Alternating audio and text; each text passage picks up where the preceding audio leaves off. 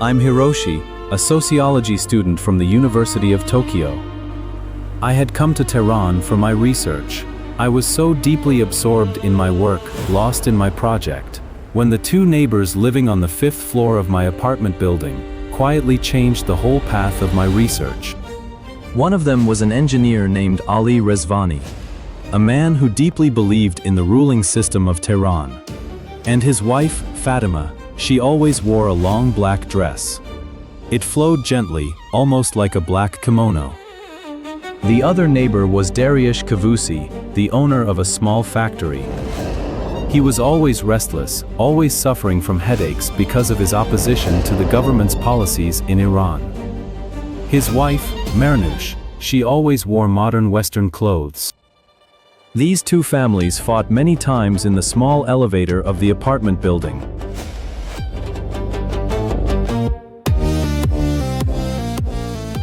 Ali was saying the sound of mourning for the 12 imams should echo through the entire apartment building. Dariush was protesting and saying the sound of the Rawza shouldn't be so loud. Fatima believed that there was no room for a dog in our building. She would often complain that Mernoush's dog was making the entire apartment unclean. Until one day, the war began.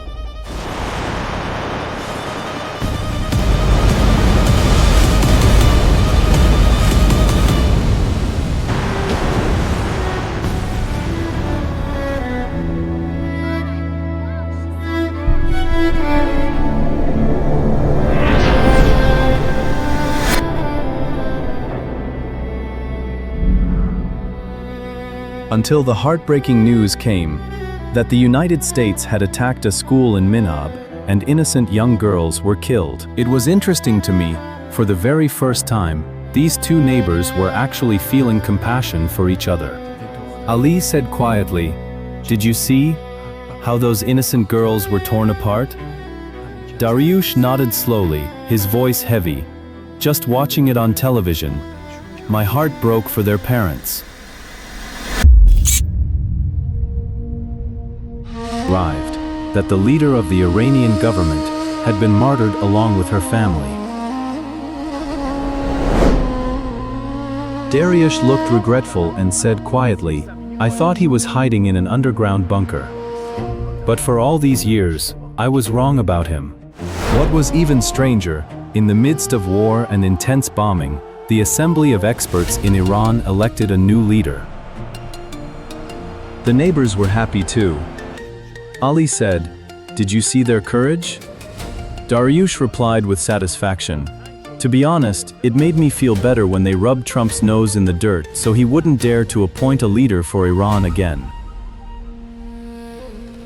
A few days later, the new leader sent a message calling all the people to come out into the streets in support of Iran's fighters. Man, I was shocked to see two families actually heading out to the streets together. My university research was all about Nowruz, but what I was seeing was completely different from my findings. Instead of sitting around the half-seen table at home, these two families went and celebrated right next to the ruins of their neighbor's bombed house across the street. The new leader asked everyone to plant trees on what Iranians call Nature Day, to welcome life back. I saw the two families planting saplings together in the apartment yard. It turned into a really good joint project. One day I saw them arguing again. Turns out the Iranian government had just signed a temporary ceasefire with the US to start negotiations. Dariush was super happy and kept saying, "Finally the war is over, we can breathe again." But Ali was pissed off and kept arguing, "Negotiating right now when we have the upper hand is straight up treason." The argument was heating up again when suddenly a new message from the leader came in. He told everyone not to leave the streets until we achieve final victory. That night, I saw families entering the elevator with Iranian flags in their hands. Ali and Dariush hugged each other. Then they returned to the streets together.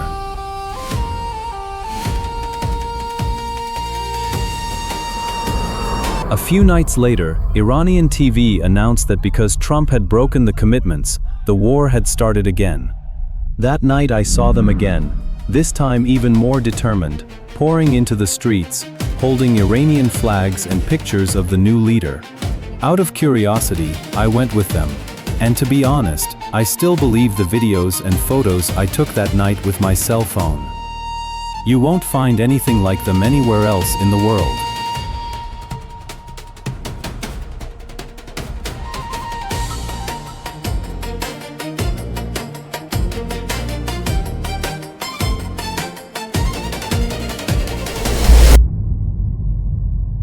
One Friday, Iranian TV started blasting the victory march. The announcer came on with a loud, proud voice and said, "Dear noble people of Iran, attention please. Dear noble people of Iran, attention please. The war has ended with your decisive and overwhelming victory, you steadfast and ever-present nation." The Iranians had actually done it. They pushed the Americans out of the Middle East.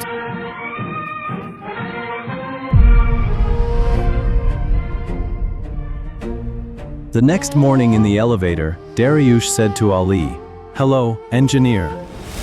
You know that my factory in the industrial zone was also damaged in the bombing.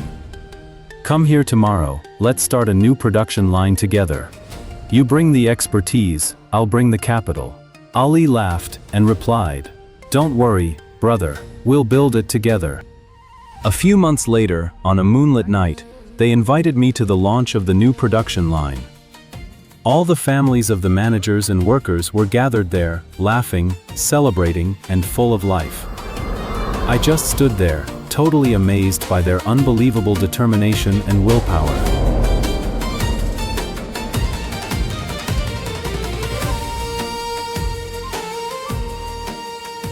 I'm Hiroshi, a sociology student from Japan. I learned this in a cramped elevator in a Tehran apartment.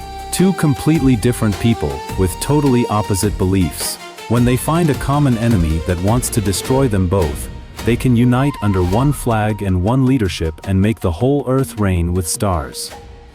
The very same enemy that once wiped out the rising sun with atomic bombs. That was amazing, Hiroshi! Incredible work! Outstanding analysis, truly. Bravo! Encore!